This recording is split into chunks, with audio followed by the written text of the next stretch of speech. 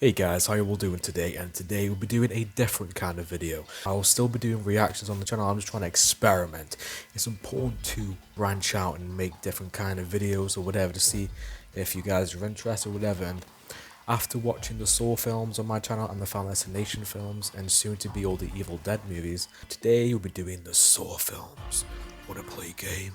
Oh, oh. I can't do that laugh. Here's my ranking from all the Saw films from worst to best. And if you guys enjoy this video, I'll be doing the same thing for Final Destination, Evil Dead, and other movie franchises I will do eventually. I mean, even ones I've already watched like Halloween, Rocky, you name it. Okay, let's motherfucking do this, boys and girls. So the worst in this series, in my personal opinion, is Saw 3D, the final chapter. Now, I enjoy certain parts of this movie.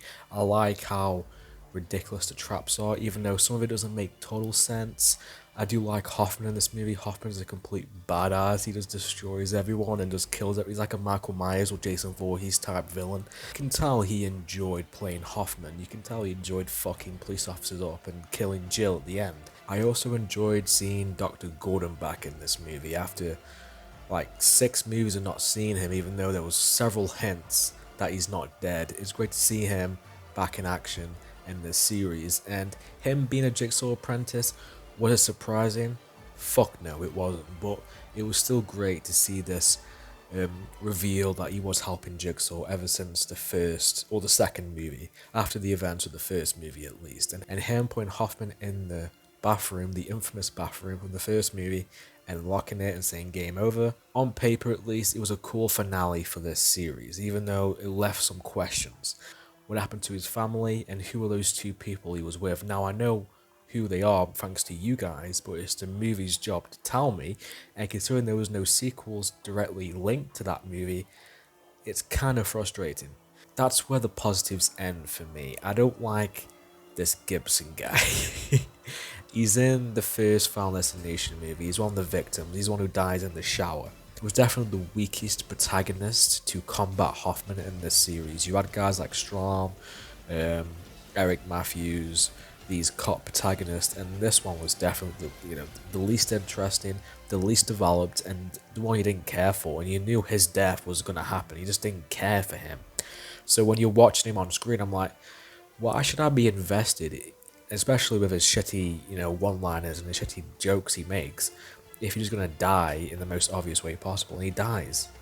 Boo-hoo. I just didn't give a fuck about that character. And you're supposed to, considering he's like one of the main characters in the movie.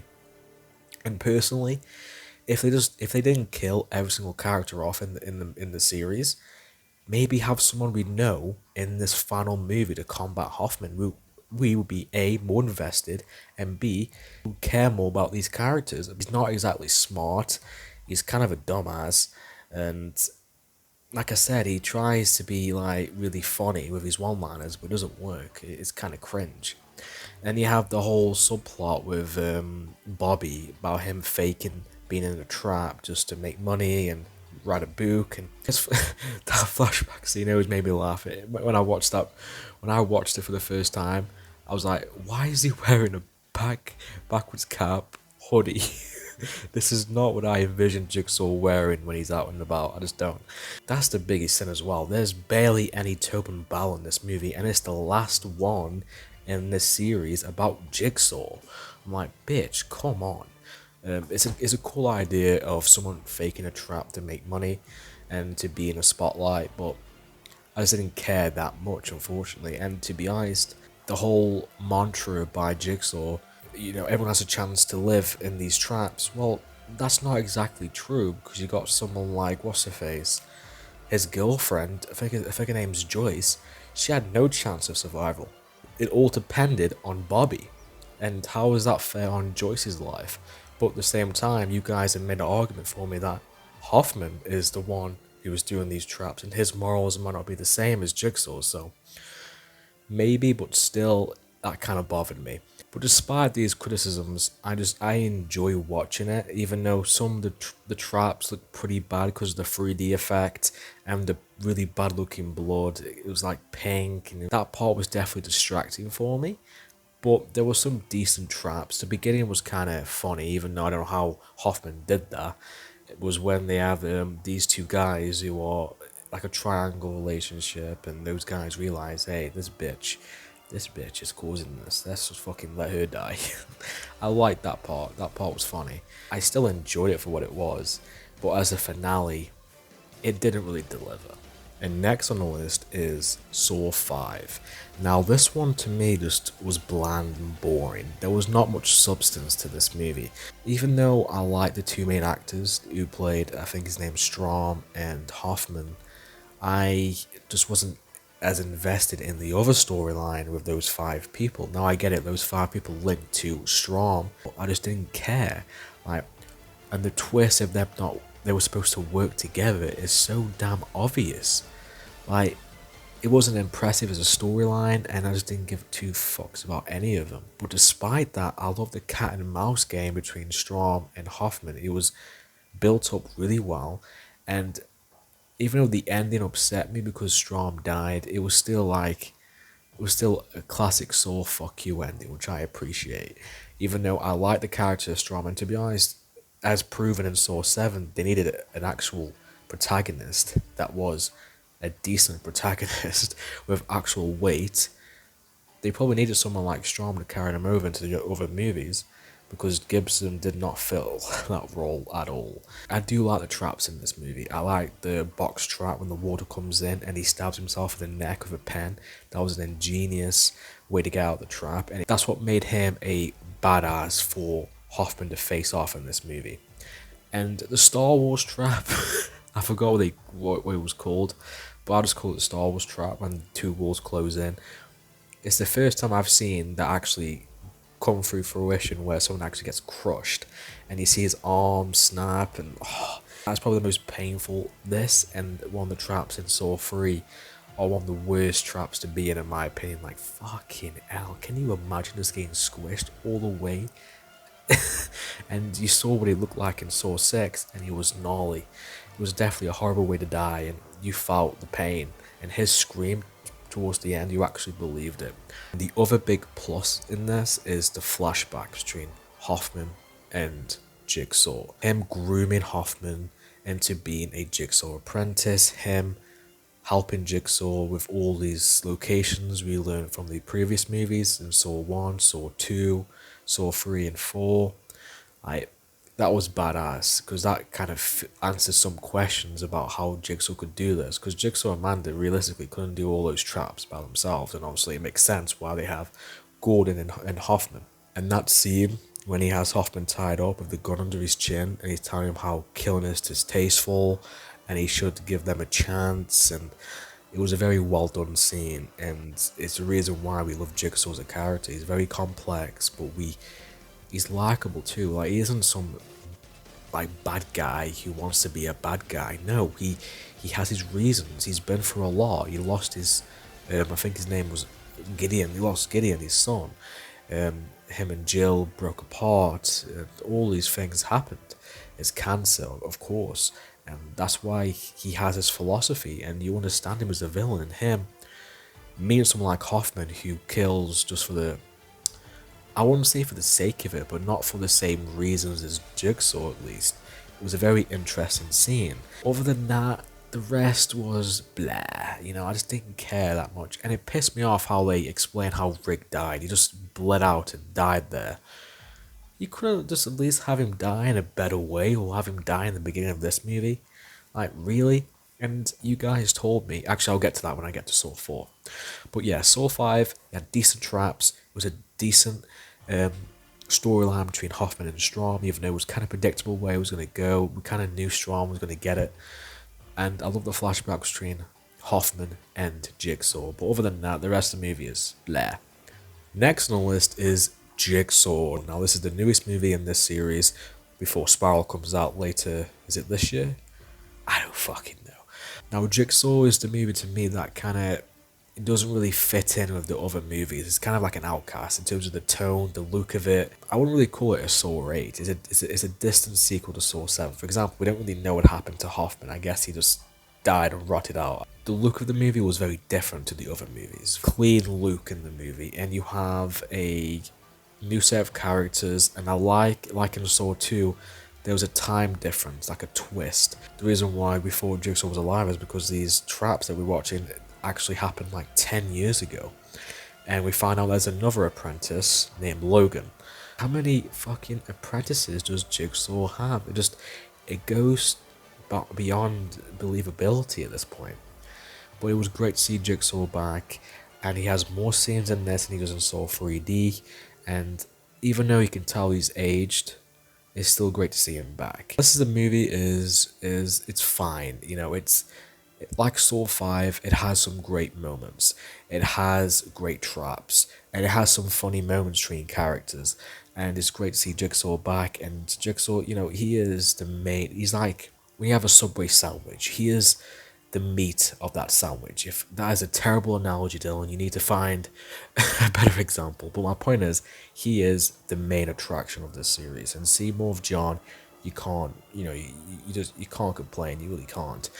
You have some evil sons of bitches. You have this lady who suffocated her own baby, blamed her boyfriend, planted the baby under the boyfriend to make it look like the boyfriend killed the baby, and he hanged himself. And she's fine, you know, nothing's happened to her. I'll watch my reaction to that when I found out. I was so pissed off. And then we have Saw 4. Now, to be honest with you, the perception I hear about this movie is okay, but I really enjoy this movie. I love the twist at the end. The twist is fantastic. It takes place at the same time as Saw 3. That's a very ingenious idea. And does that make this movie a mid-qual, I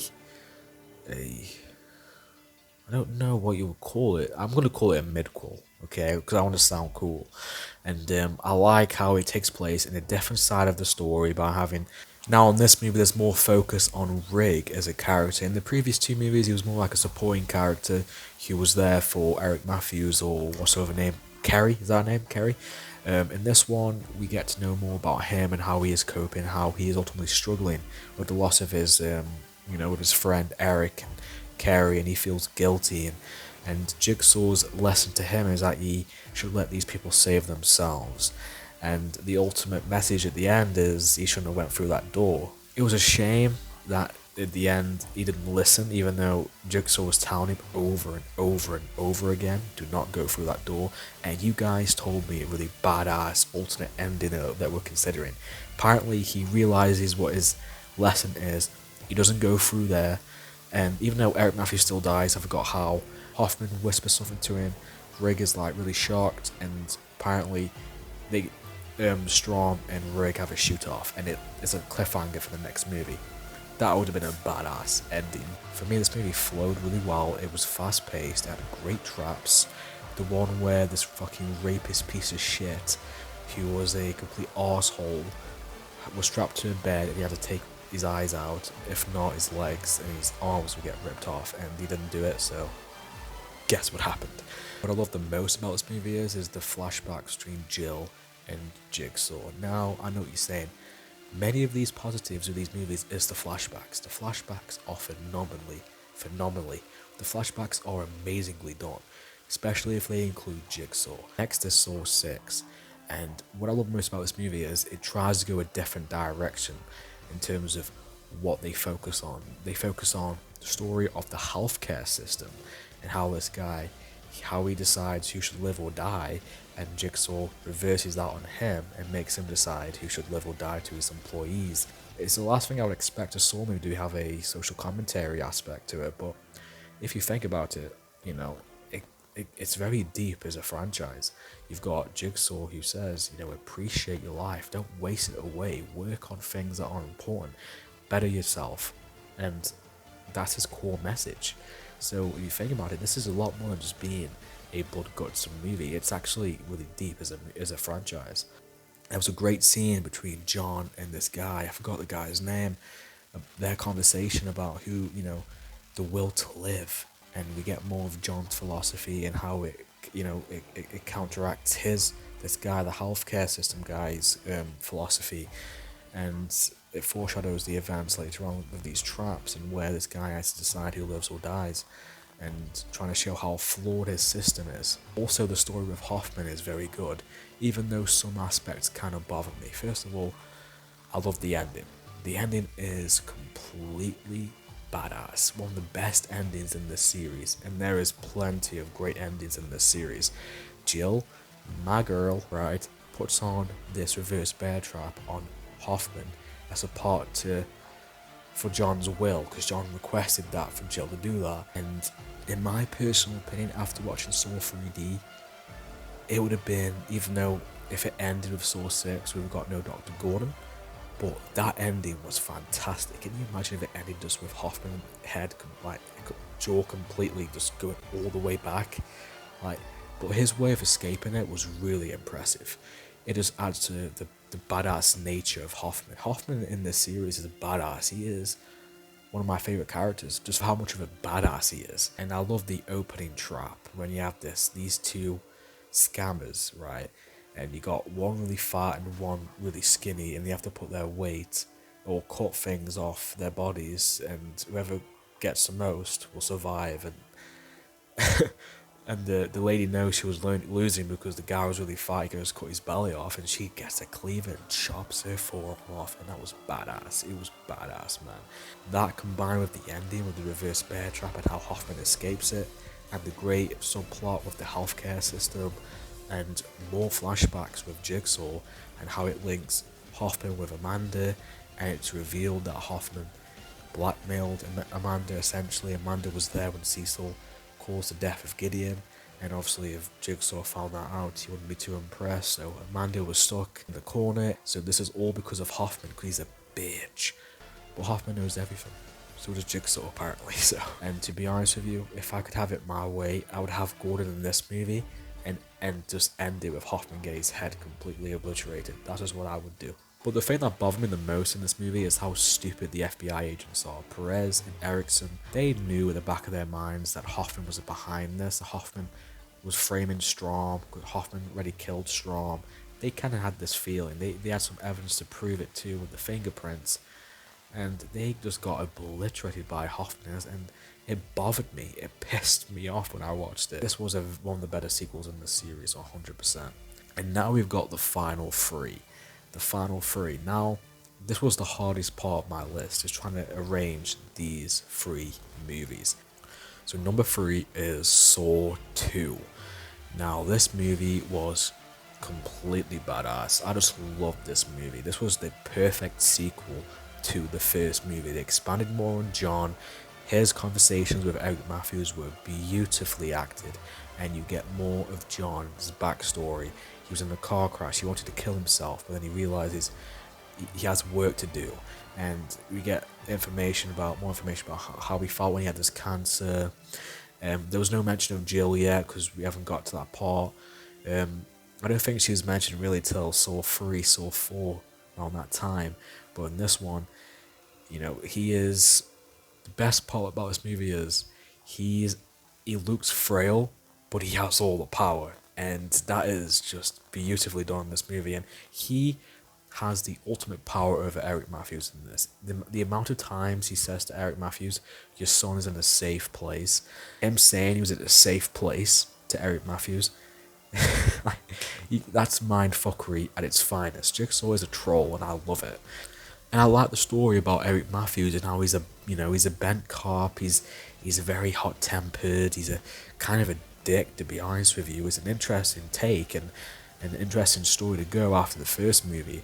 And even though, like I said, you end up feeling sorry for him by the fourth movie, in this one you don't really feel much for him. And you find out that Amanda, she's back in another trap, and it turns out like she is the apprentice to John, and her being the apprentice at the end was done very well. And the added motivation is Eric Matthews put her in jail through bent cop ways before, so she does not like Eric Matthews. And the whole idea of Eric Matthews' son being there full of criminals that Eric Matthews arrested, it caused Eric Matthews to go even more insane. And the opening trap too was pretty badass, and how this thing just closes in if he doesn't take his eye out.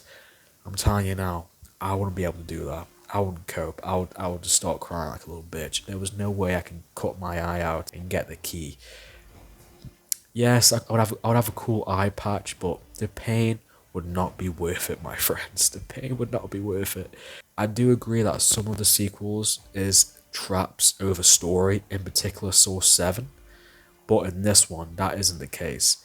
Yes, the traps are pretty gnarly, but the storyline between Jigsaw and Eric Matthews is just fantastic. Him getting caught at the beginning, I just knew when I first watched it, hey, bitch, that doesn't mean shit. He has plans for you guys. And this sequel does a great job of setting up the third movie with Amanda, which I'll get to now. Number 2 is Saw 3. The reason why I love Saw 3 so much is it expands on Amanda and Jigsaw's relationship.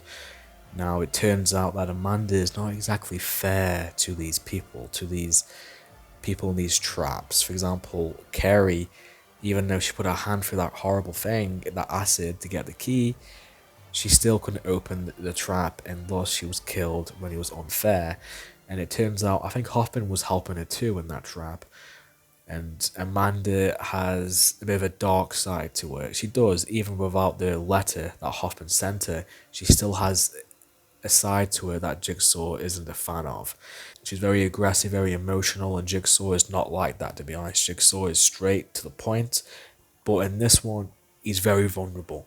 The cancer has got to a point where he needs treatment, fast, and he was ultimately testing Amanda from the beginning to see if she could hack it, and it turns out she doesn't, but due to several factors. Hoffman. Motherfucker Hoffman. The motherfucker Hoffman. The traps in this movie are disgusting, and definitely the one that has the most impactful traps in terms of making me cringe. If you look back on my reaction, fucking hell, that trap when his limbs are turning and his head is turning, like, oh my god, I can't watch that scene again. That scene was disgusting, and you could see the bone coming out of his head when he's turned all the way around. And that person who's in that trap, you kind of feel sorry for. Yeah, he killed Jeff's son, but he didn't intend to do it. It was an accident, and you could tell he felt really bad about it, and he made a really terrible mistake. And the pig scene, when, oh my god, all the pig blood and guts go down on that judge, and imagine how bad that guy stunk. Ew. And it takes me to the point of Jeff's character and his storyline. To me, he has one of the best stories in this series. He is a guy who you feel for, you relate to him, you feel sorry for him, but he takes a vengeful route. And Jigsaw wants to teach the message of that. Being vengeful doesn't bring your son back, and it won't lead to anything good. And it will take you down a place that you would not want to be in. And to be honest with you, that storyline would have been perfect for him to carry on in the next couple of movies, but I think they killed him off a bit prematurely, to be honest with you. And it takes me to these great flashbacks, once again the flashbacks between John Kramer and Amanda.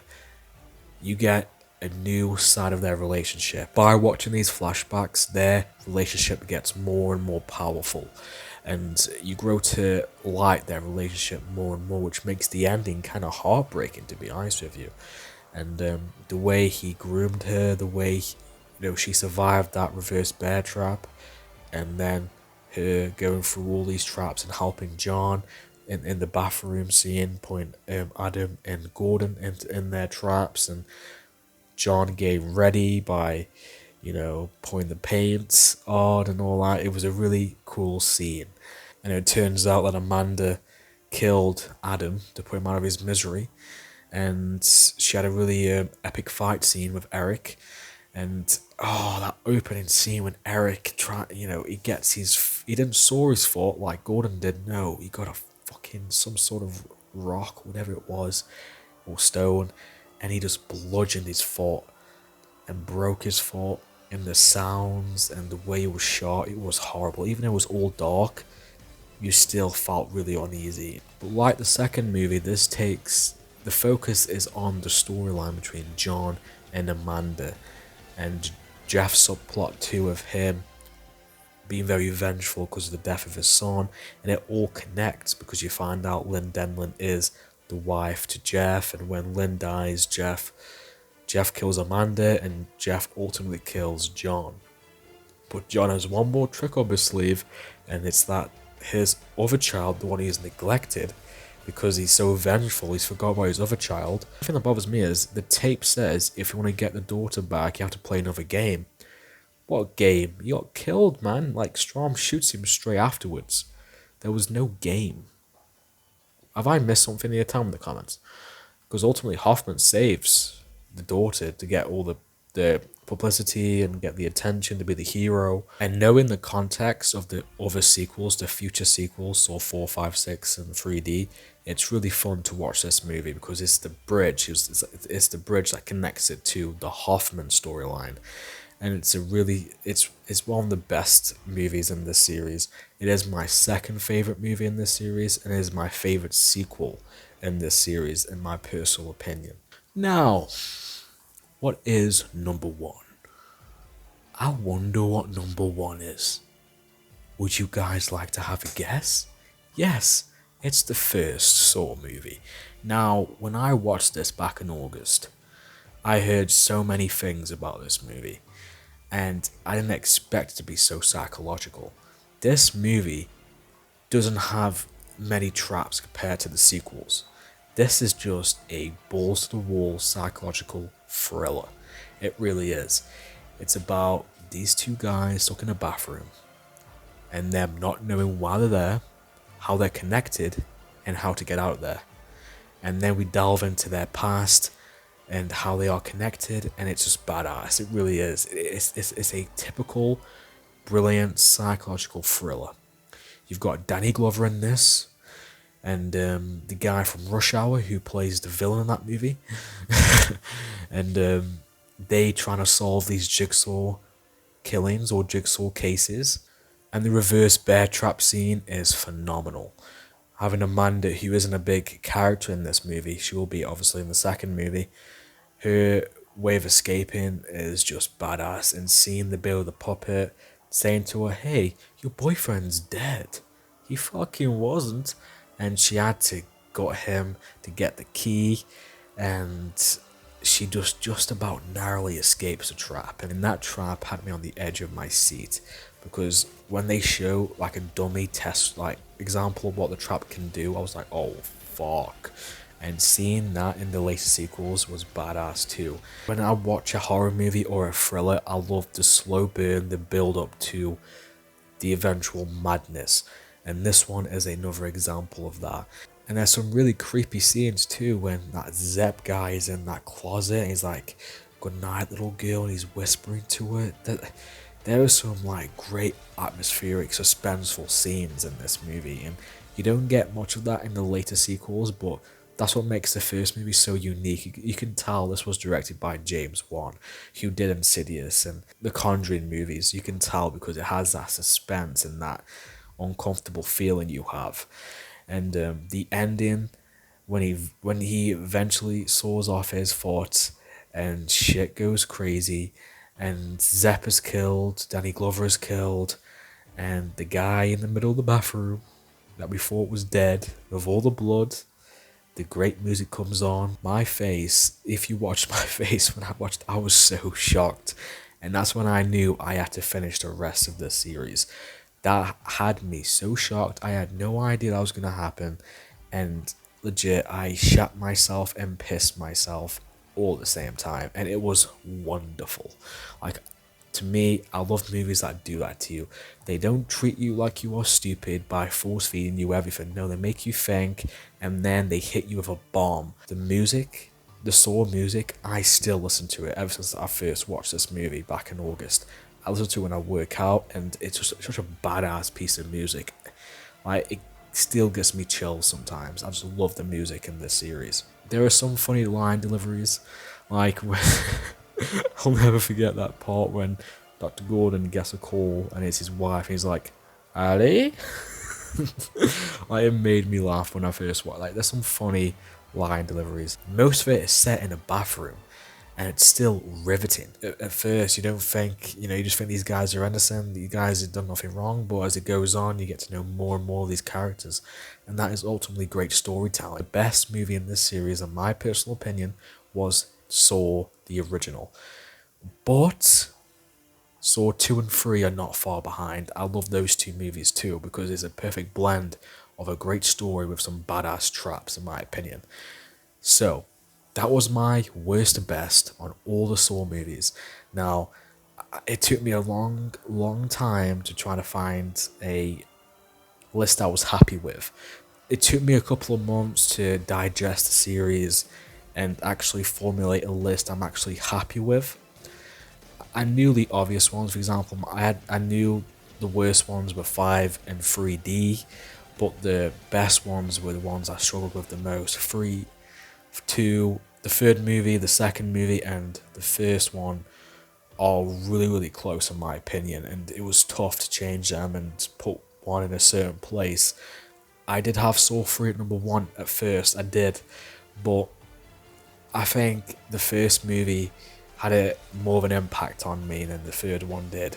But the third one as a sequel is fantastic, and if you think about it, if they didn't make any sequels after that, the third one would have been a fantastic finale. It kind of wraps everything up, it really does.